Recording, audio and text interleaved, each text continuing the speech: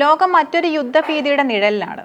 പശ്ചിമേഷ്യയിലെയും യൂറോപ്പിലെയും സംഘർഷങ്ങൾക്കിടയിൽ കിഴക്കൻ ഏഷ്യയിലെ കൊറിയൻ ഉപദ്വീപും വീണ്ടും ഒരു അഗ്നിപർവ്വതത്തിന് മുകളിൽ നിൽക്കുന്ന പ്രതീതിയാണ് സൃഷ്ടിക്കുന്നത്. ഉത്തര കൊറിയൻ ഏകാധിപതി കിം ജോങ് ഉന്നിന്റെ ഏറ്റവും പുതിയ സൈനിക നീക്കങ്ങളും മിസൈൽ പരീക്ഷണങ്ങളും കേവലം പ്രകോപനങ്ങളല്ല, മറിച്ച് കൃത്യമായ ലക്ഷ്യങ്ങളുള്ള ഒരു സൈനിക നയത്തിന്റെ ഭാഗമാണ്. അമേരിക്കയും ദക്ഷിണ കൊറിയയും ചേർന്ന് നടത്തുന്ന സൈനിക അഭ്യാസങ്ങൾക്ക് മറുപടിയായി ഉത്തര കൊറിയ പുറത്തെടുക്കുന്ന വജ്രായുധങ്ങൾ മേഖലയിലെ സമാധാനത്തിന് വലിയ വെല്ലുവിളിയാണ് ഉയർത്തുന്നത്.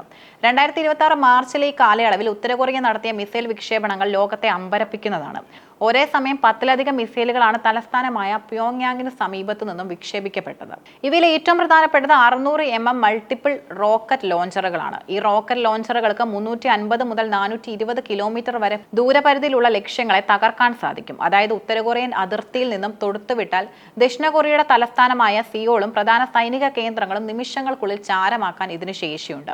100% കൃത്യതയോടെ ലക്ഷ്യസ്ഥാനങ്ങളിൽ ഇവ പതിച്ചുവെന്ന ഉത്തര കൊറിയൻ വാർത്താ ഏജൻസിയായ KCNA റിപ്പോർട്ട് ദക്ഷിണ കൊറിയൻ സൈന്യത്തെ അതീവ ജാഗ്രതയിലാക്കിയിരിക്കുകയാണ്. ഈ ലോഞ്ചറുകൾക്ക് ചെറിയ തരം ആണവായുധങ്ങൾ വഹിക്കാൻ ശേഷിയുണ്ടെന്നതാണ് അന്താരാഷ്ട്ര സമൂഹത്തെ ഏറ്റവും കൂടുതൽ ഭയപ്പെടുത്തുന്നത്. ഈ സൈനിക അഭ്യാസത്തിൽ കിം ജോങ് ഉന്നിനൊപ്പം അദ്ദേഹത്തിന്റെ മകൾ കിങ് ജുവെ പങ്കെടുത്തു എന്നത് വലിയ രാഷ്ട്രീയ പ്രാധാന്യമുള്ള കാര്യമാണ്. ഉത്തര കൊറിയയുടെ സൈനിക മേധാവിത്വവും ഭരണാധികാരവും വരും തലമുറയിലേക്ക് കൈമാറപ്പെടുമെന്ന ഉറച്ച സന്ദേശമാണ് ഇതിലൂടെ കിം നൽകുന്നത്. ഒരു യുദ്ധസമാനമായ സാഹചര്യത്തിൽ പോലും തന്റെ മകളെ ഒപ്പം കൂട്ടുന്നതിലൂടെ തന്റെ സുരക്ഷാ സംവിധാനങ്ങളിലും സൈനിക കരുത്തിലും അദ്ദേഹത്തിനുള്ള അചഞ്ചലമായ വിശ്വാസമാണ് പ്രകടമാകുന്നത്. ഇത് രാജ്യത്തിനകത്തുള്ള ജനങ്ങൾക്കും സൈന്യത്തിനും വലിയ ആവേശം നൽകുന്നു. കിം ജോങ് ഉന്നിന്റെ സഹോദരിയും ഭരണകൂടത്തിലെ കരുത്തുറ്റ ശബ്ദവുമായ കിം യോങ് ജോങ് അമേരിക്കയ്ക്കും ദക്ഷിണ കൊറിയയ്ക്കും എതിരെ നടത്തുന്ന പ്രസ്താവനകൾ നയതന്ത്ര തലത്തിൽ വലിയ പ്രത്യാഘാതങ്ങൾ ഉണ്ടാക്കുന്നുണ്ട്. അമേരിക്കയുടെയും ദക്ഷിണ കൊറിയയുടെയും സൈനിക അഭ്യാസങ്ങൾ ഉത്തര കൊറിയയെ നശിപ്പിക്കാനുള്ള ആക്രമണപരമായ യുദ്ധ പരിശീലനമാണെന്നാണ് അവരുടെ പക്ഷം. ഇതിന് തക്കതായി തിരിച്ചടി നൽകുമെന്ന് അവരുടെ മുന്നറിയിപ്പ് വെറും വാക്കുകളല്ലെന്ന് ഓരോ മിസൈൽ വിക്ഷേപണവും തെളിയിക്കുന്നു. 2006 മുതൽ ഐക്യരാഷ്ട്രസഭ ഏർപ്പെടുത്തിയിട്ടുള്ള കടുത്ത സാമ്പത്തിക വ്യാപാര ഉപരോധങ്ങൾ നിലനിർത്തുന്നുണ്ടെങ്കിലും ഉത്തര കൊറിയയുടെ ആയുധ നിർമ്മാണ മേഖല സ്തംഭിച്ചിട്ടില്ല. മറിച്ച് കൂടുതൽ അത്യാധുനികമായ ബാലിസ്റ്റിക് ക്രൂയിസ് മിസൈലുകൾ വികസിപ്പിക്കാൻ അവർക്ക് സാധിക്കും.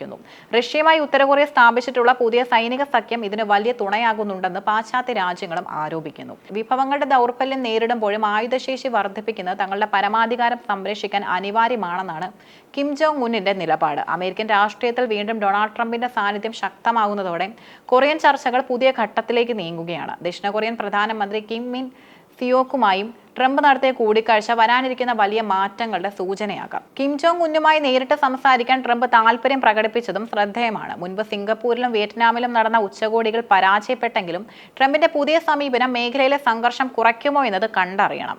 അമേരിക്കയുമായുള്ള സഖ്യം നിലനിർത്തുമ്പോൾ തന്നെ ഉത്തര കൊറിയയുമായി ഒരു യുദ്ധത്തിലേക്ക് നീങ്ങാൻ ദക്ഷിണ കൊറിയ താൽപര്യപ്പെടുന്നില്ല. സാമ്പത്തിക ഭദ്രത നിലനിർത്താൻ മേഖലയിലെ സമാധാനം ആവശ്യമാണെന്ന് അവർ വിശ്വസിക്കുന്നു. ജപ്പാനും ദക്ഷിണ കൊറിയയും അമേരിക്കയും അതീവ ജാഗ്രതയോടെയാണ് ഉത്തര കൊറിയയുടെ ഓരോ നീക്കത്തെയും നിരീക്ഷിക്കുന്നത്. ഉത്തര കൊറിയയുടെ ആയുധ പരീക്ഷണങ്ങൾ അന്താരാഷ്ട്ര നിയമങ്ങളുടെ നഗ്നമായ ലംഘനമാണെന്ന് ജപ്പാൻ പ്രധാനമന്ത്രി ആവർത്തിച്ചു വ്യക്തമാക്കി. അമേരിക്ക തങ്ങളുടെ പ്രഹരശേഷിയിലുള്ള യുദ്ധവിമാനങ്ങളും കപ്പലുകളും മേഖലയിൽ വിന്യസിച്ചിട്ടുണ്ട്. ഉത്തര കൊറിയൻ സൈന്യത്തെ സംബന്ധിച്ചിടത്തോളം ഈ പരീക്ഷണങ്ങൾ വെറും പ്രദർശനമല്ല, ശത്രുക്കളുടെ ഏത് ആക്രമണത്തെയും മുളയിലെ നുള്ളാൻ തങ്ങൾ പ്രാപ്തമാണെന്ന് തെളിയിക്കുന്നതിനുള്ള യുദ്ധമുറകളാണിവ. സ്വന്തം മണ്ണും ഭരണവ്യവസ്ഥയും സംരക്ഷിക്കാൻ ആണവായുധങ്ങൾ പ്രയോഗിക്കാൻ പോലും മടിക്കില്ലെന്ന കിമിന്റെ മുന്നറിയിപ്പ് ലോകത്തെ ഒരു മുൾമുനയിൽ നിർത്തുകയാണ്. കൊറിയൻ ഉപദ്വീപ് ഇന്നൊരു യഥാർത്ഥ പോർക്കളമായി മാറിയിരിക്കുകയാണ്. ഒരു രംഗത്ത് സൈനിക അഭ്യാസങ്ങളും മറുവശത്ത് മിസൈൽ വിക്ഷേപണങ്ങളും നടക്കുമ്പോൾ നയതന്ത്ര ചർച്ചകൾക്ക് എത്രത്തോളം പ്രസക്തി ഉണ്ട് എന്നത് ചിന്തിക്കേണ്ട വിഷയമാണ്. അമേരിക്കയിലെ പുതിയ രാഷ്ട്രീയ സാഹചര്യങ്ങളും ഉത്തര കൊറിയയുടെ വർദ്ധിച്ചു വരുന്ന ആയുധശേഷിയും 2026 ഈ വർഷത്തെ നിർണായകമാകും. ആഗോള ഉപരോധങ്ങൾക്കും സമ്മർദ്ദങ്ങൾക്കും വഴങ്ങാത്ത ഉത്തര കൊറിയ ലോകത്തിന് മുന്നിൽ വലിയൊരു ചോദ്യചിഹ്നമായി തന്നെ തുടരും. സമാധാനത്തിനായുള്ള വാതിലുകൾ ഇനിയും തുറക്കപ്പെടുമോ അതോ ആയുധങ്ങളുടെ മുഴക്കം ഒരു മഹായുദ്ധത്തിൽ കലാശിക്കുമോ എന്നത് വരും മാസങ്ങളിലെ നീക്കങ്ങൾ തീരുമാനിക്കും. ഉത്തര കൊറിയയുടെ സൈനിക ശേഷി എന്നത് കേവലം എണ്ണത്തിലുള്ള വർധനവല്ല, മറിച്ച് അത്യാധുനികമായ സാങ്കേതിക വിദ്യയും ആണവായുധ പ്രയോഗശേഷിയും ഒത്തുചേരുന്ന അതിശക്തമായ ഒരു പ്രതിരോധ ആക്രമണ സംവിധാനമാണ്.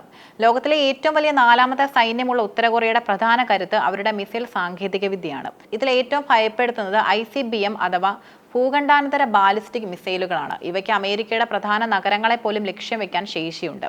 സമീപകാലത്ത് ഉത്തര കൊറിയ വികസിപ്പിച്ചെടുത്ത ഹൈപ്പർസോണിക് മിസൈലുകൾ ശത്രുക്കളുടെ നിലവിലുള്ള മിസൈൽ പ്രതിരോധ സംവിധാനങ്ങളെ വെട്ടിച്ച് അതിവേഗത്തിൽ സഞ്ചരിക്കാൻ പ്രാപ്തിയുള്ളവയാണ്.